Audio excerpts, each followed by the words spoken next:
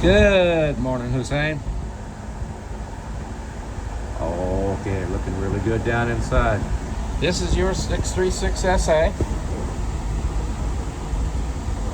Sitting on my 48. Testing and adjustment have gone well. No major issues. Nothing that couldn't be addressed. Let's go ahead and fire it up.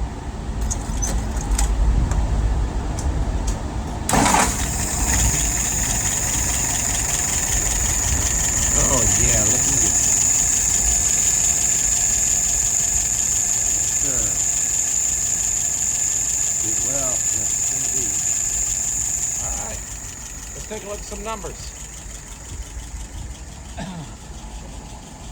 Currently idling at about 640. Fuel pressure is about 2.75. Vacuum is 23 and a half. And there's my dwell. And about 42 and a half, which is good. All right, well, let's pull her through a couple times.